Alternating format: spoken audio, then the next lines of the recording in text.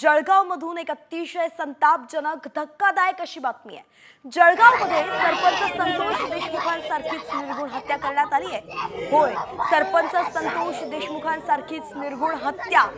कानसवाडा गावचे माजी उपसरपंच युवराज कोळींची हत्या करण्यात आली आहे। चाकूने आणि चॉपरने भुकसून युवराज कोळींचे प्राण घेण्यात आले, त्यांना ठार करण्यात आले। हल्ल्यानंतर ते जागीच रक्ताच्या थारोळ्यात कोसळले। त्यांचा मृतदेह जळगावच्या शासकीय वैद्यकीय रुग्णालयात आणण्यात आला तेव्हा त्यांच्या लेकीने टाहोच फोडला होता। धाय मोकळून ती रडत होती। माझे बाबा कुठे आहेत असा सवाल ती विचारत होती। मात्र अगदी मंत्री गुलाबराव पाटील यांच्याकडे माजी उपसरपंचांच्या या हत्येनंतर कानसवाडा गावात मोठा तणाव दिसतोय। हत्येचं कारण अजूनही समोर आलेलं नाही। पोलिसांनी मात्र मारेकऱ्यांच्या शोधासाठी आता पथकर रवाना केली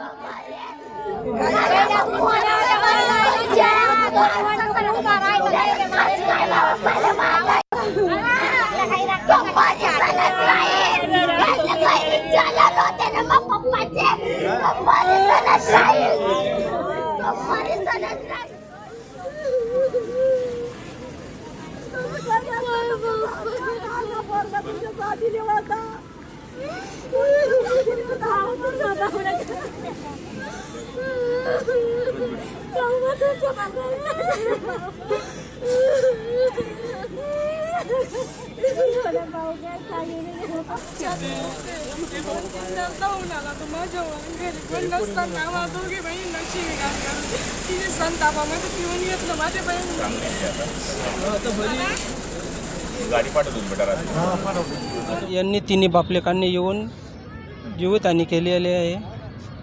त्यांचा वाद त्यांनी संध्याकाळी तिन्ही बापलेकांनी येऊन त्यांचे टँकर फोडले, त्यांच्या कोठ्या फोडल्या, त्यांच्या पत्रांची शेड फोडण्याचा प्रयत्न केला। त्यांनी तिन्ही बापलेकांनी मारलं हे बघितलं मी शेतात झालो। काय कशाने मारलं? चापर आणि एक चाकू होता त्यांच्यापाशी, एक दंडा होता, दंडा पण आहे शेतामध्ये वाटतं।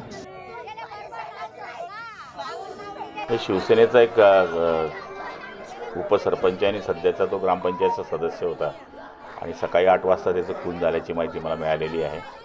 आता सिव्हिलमध्ये त्याची डेड बॉडी आणलेली आहे। आता काय कारण आहे ते अजून काही कळलेलं नाही। आता ते मी तिथे गेल्यानंतर माझ्या लक्षात येईल की काय कारण आहे, पण झालेली घटना फार वाईट आहे। आणि यानंतर पुढची बातमी म्हणजे सोमनाथ सूर्यवंशी यांच्या मृत्यू संदर्भात आहे। या प्रकरणी एक धक्कादायक माहिती समोर आली आहे। सोमनाथ सूर्यवंशींच्या मृत्यूला पोलिसच जबाबदार असल्याचा ठपका न्याय दंडाधिकाऱ्यांच्या अहवालात ठेवण्यात आलाय। त्यांचा मृत्यू हा मारहाणीत झाल्याचं गोपनीय अहवालात म्हटलेलं आहे।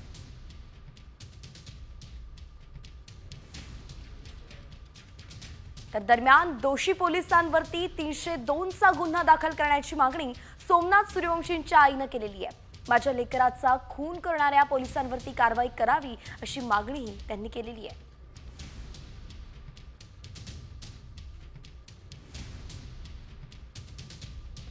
म्हणणं माझं आहे की जे दोषी आहेत पोलीस त्यांच्यावरती 302चा गुन्हा दाखल व्हावा, त्यांच्यावरती मनुष्यवधाचा गुन्हा दाखल करावा, माझी सरकाराला ही मागणी आहे।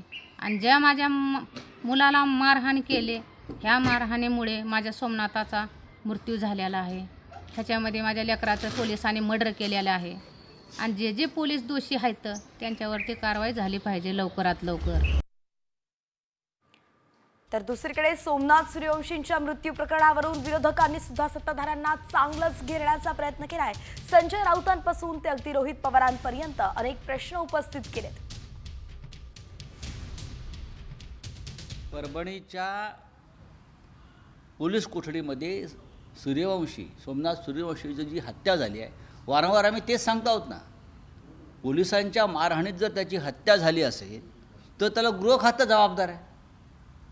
गृह खातं जबाबदार असतील तर गृहमंत्री जबाबदार आहे। आणि गृहमंत्री आमचे वारंवार हे असं घडलंच नाही, असं घडलंच नाही हे सांगतायत, पण ते खोटं बोलत आहेत आणि पोलिसांनी त्यांना खोटी माहिती दिलेली आहे।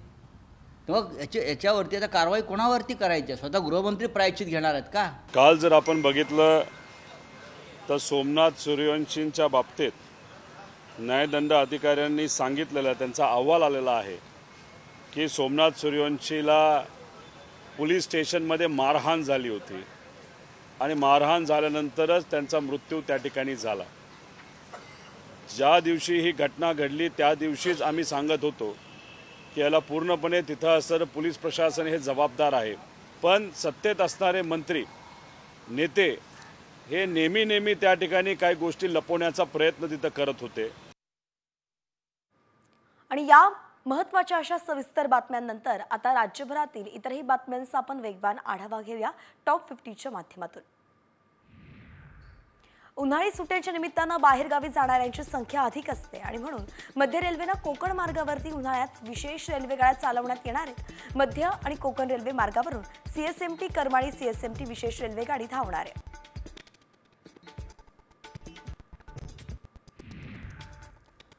मुंबई नागपूर मुंबई आणि पुणे नागपूर पुणे या दरम्यान उन्हाळी विशेष 98 रेल्वेगाड्या सुरू करण्यात येणार आहेत. उन्हाळी सुट्ट्यांमध्ये प्रवाशांची वाढती मागणी लक्षात घेऊनच मध्य रेल्वे नागपूर या विभागानं मुंबई पुणे आणि नागपूर दरम्यान विशेष गाड्या सुरू करण्याचा निर्णय घेतलाय.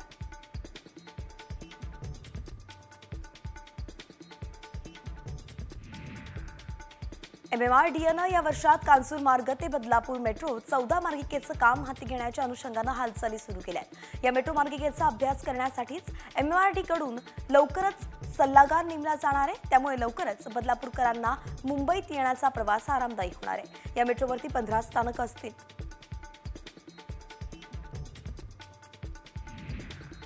माथेरानला पोहोचण्यासाठी रोपवेचा अतिजलद पर्याय लवकरच उपलब्ध होणार आहे. राज्यात 45 रोपवे प्रकल्प राबवण्याचा निर्णय घेण्यात आलाय. 5 प्रकल्प हे मुंबई महानगर प्रदेशातील आहेत, तर नेरळ ते माथेरान, अलिबाग चौपाटी ते अलिबाग किल्ला अशा विविध 5 रोपवेंचा यात समावेश आहे.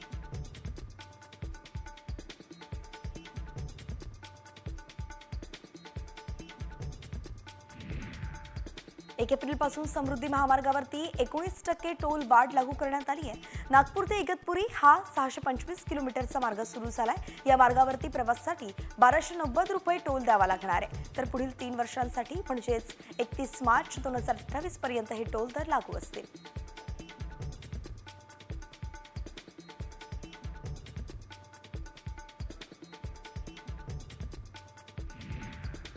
HSRP नंबर प्लेट लावण्यासाठी आता मुदत वाढ देण्यात आली आहे. सरकारनं याआधी 30 मार्चची डेडलाईन दिली होती, मात्र डेडलाईन संपायला फक्त 10 दिवस शिल्लक असताना त्याला मुदत वाढ देण्यात आली आहे.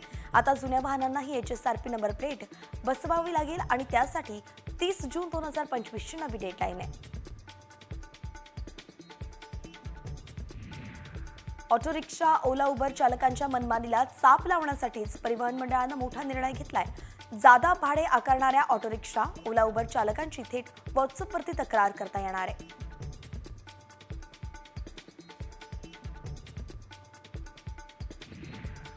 आरे दुग्ध वसाहतीत रस्ते अपघातांची संख्या वाढली आहे. गेल्या 2 वर्षांत विविध अपघातांत 21 जणांचा मृत्यू झाल्याची धक्कादायक माहिती समोर आली आहे. खोदकामांमुळे रस्त्यांवरती खड्डे पडलेत, रस्त्याच्या दुतर्फा रेती, माती आणि दगडधोंड्यांचे ढीग पडलेत.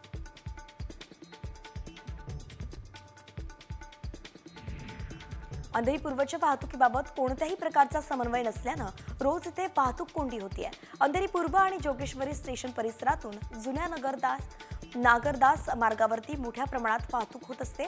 सिग्नल यंत्रणा बंद असल्यानं कोंडी सोडवण्यासाठी आता धावपळ करावी लागते.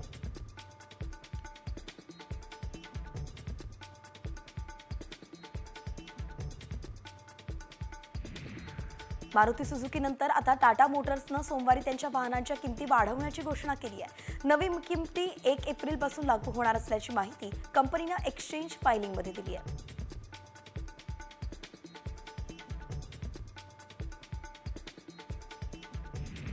पुणे जिल्हा परिषदेनं 292 कोटींचा अर्थसंकल्प सादर केला आहे.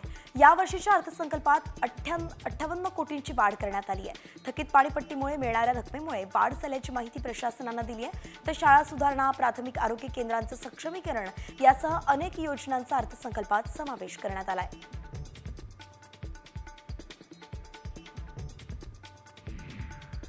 आता महिलांना लाडकी बहीण योजनेअंतर्गत फक्त 6,000 मिळण्याची शक्यता आहे. लाडकी बहीण योजनेच्या नियमानुसार महिलांना शासकीय योजनांतून वर्षाकाठी 18,000 रुपयांपेक्षा अधिक पैसा दिला जाणार आहे आणि म्हणून आता लाडकी बहीण योजनेच्या नियमात बदल केले जाणार असल्याची माहिती आहे.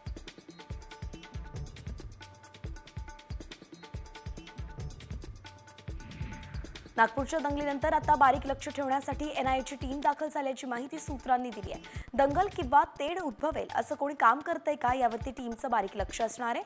विशेषतः ज्या जिल्ह्यात शहरात दंगलीची पार्श्वभूमी आहे त्या ठिकाणी एनआयएनं रेकी सुरू केल्याची माहिती आहे.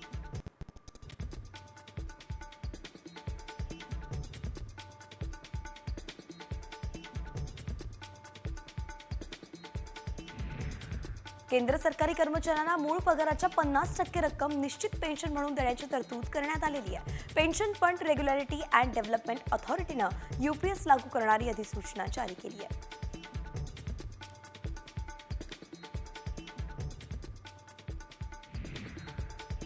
अंबरनाथमध्ये अनधिकृतपणे बांधण्यात आलेल्या मदरशाला महावितरणनं दणका दिलाय. या अनधिकृत मदरशाचं वीज पुरवठा खंडित करण्यात आलाय. या मदरशावरती अंबरनाथ नगरपालिकेनं 7 दिवसांत कारवाई करावी, अन्यथा आम्ही हा मदरसा पाडून टाकू असा इशारा मनसेनं दिलाय.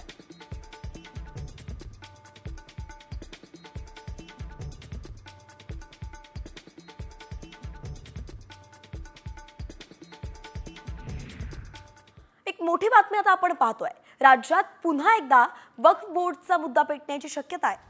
वक्फ बोर्डनं बळकावलेल्या जमिनी वक्फ बोर्डकडून काढून घेणार अशीच घोषणा मंत्री चंद्रशेखर बावनकुळेंनी केली आहे आणि म्हणून हा मुद्दा आता पुन्हा तापण्याची शक्यता वर्तवली जाते. कुठल्याही धार्मिक स्थळाचं अतिक्रमण करता येत नाही. धार्मिक स्थळ बांधायचं असेल तर आपल्याला गृह विभागाच्या SOP प्रमाणे त्या ठिकाणी परवानग्या घ्याव्या लागतात.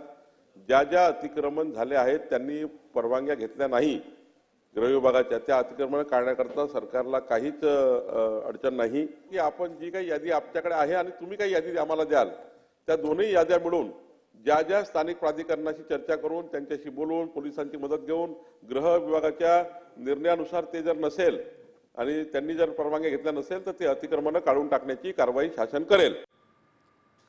आणि यानंतर आता पुन्हा बातम्यांचा वेगवान आढावा.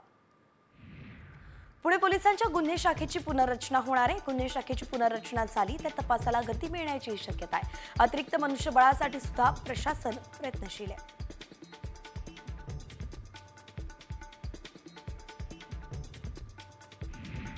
पिंपरी चिंचवडमधून सांगवीतून 21 वर्षीय तरुणीचा मृतदेह सापडलाय.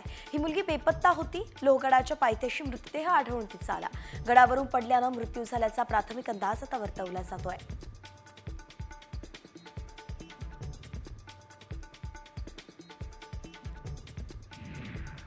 एप्रिलच्या शेवटच्या आठवड्यात भारतीय बनावटीचं तेजस विमान बाहेर पडणार आहे. नाशिकच्या हिंदुस्तान एरोनॉटिक्स लिमिटेडमध्ये तेजस विमानाची निर्मिती सुरू आहे. दरवर्षी 8 विमानं बसवण्याचं भारताचं नियोजन आहे. वायुसेनेला तेजस विमानाच्या मदतीनं मोठी ताकद मिळणार आहे.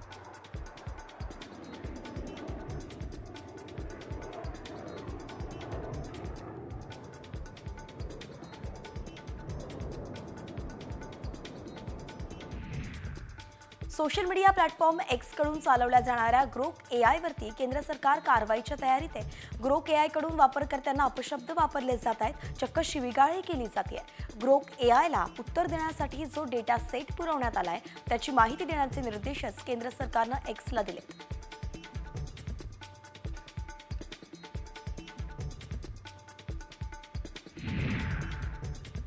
अमरावतीत 2 महिन्यात तब्बल 28 शेतकऱ्यांच्या आत्महत्या झाल्यात.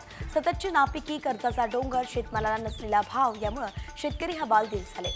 आत्महत्याग्रस्त शेतकरी कुटुंबांना शासनाच्या मदतीचीही प्रतीक्षा आहे.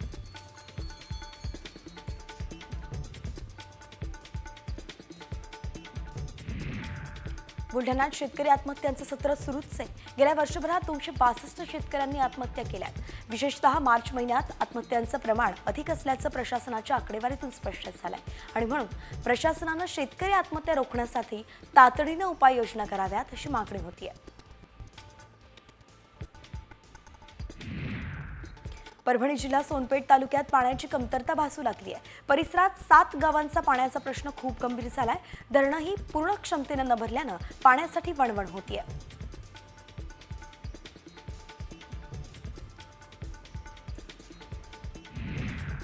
लातूर शहरातील अनेक भागात काही दिवसांपासून गढूळ पाण्याचा पुरवठा होतोय. आनंदनगर परिसरात तर पाण्यात जिवंत अळ्या आढळल्यात. त्यामुळे नागरिक आक्रमक झालेत. महानगरपालिकेनं स्वच्छ आणि पिण्यायोग्य पाण्याचा पुरवठा करण्याची मागणी सतत केली आहे.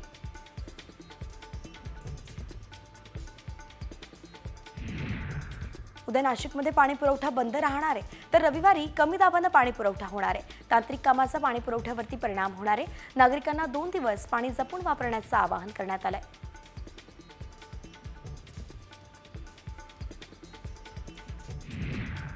पालघरच्या डहाणूमधील धानिवरी गावात सार्वजनिक बांधकाम विभागाकडून 5 रस्त्यांची कामं सुरू आहेत. मात्र ही कामं निकृष्ट दर्जाची होत असल्याचा आरोप करत स्थानिकांनी ही कामं रोखून धरली आहेत. दरम्यान संबंधित ठेकेदारांवरती कारवाई करण्याची मागणीही नागरिकांनी अधिकाऱ्यांकडे केली आहे.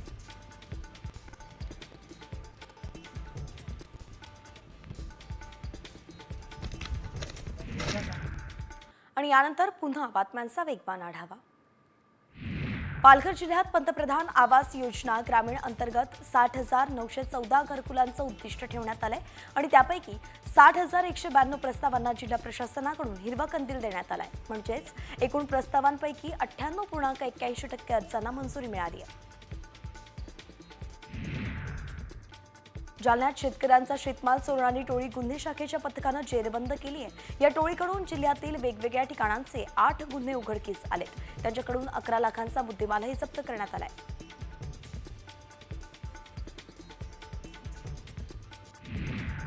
अमरावतीत बँक ऑफ महाराष्ट्राच्या कर्मचाऱ्यांनी 1 दिवसीय संप पुकारला होता. त्यामुळे बँकेचे जवळपास 200 कोटींचे व्यवहार ठप्प झाले होते. खासगीकरण रोखणं आणि रिक्त पदांच्या भरतीसाठी हा संप करण्यात आला. एटीएम व्यतिरिक्त सर्व व्यवहार बंदही पडले होते. पण आजपासून बँकेचं कामकाज पूर्ववत होणार आहे. विदर्भ वगळता राज्यातील अनेक जिल्ह्यांत तापमानात अंशतः घट झाली आहे. पुणे, सातारा आणि सांगलीत पारा 40 अंशांच्याही खाली उतरलाय. वाशिमला सर्वाधिक म्हणजे 40 अंश तापमानाची नोंद झाली आहे.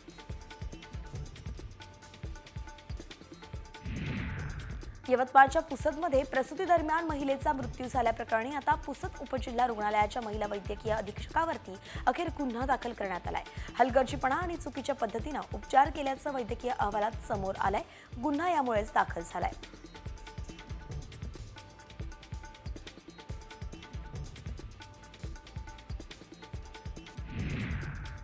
नागपूरच्या दंगलीनंतर आता बारीक लक्ष ठेवण्यासाठी NIAची टीम दाखल झाल्याची माहिती सूत्रांनी दिली आहे.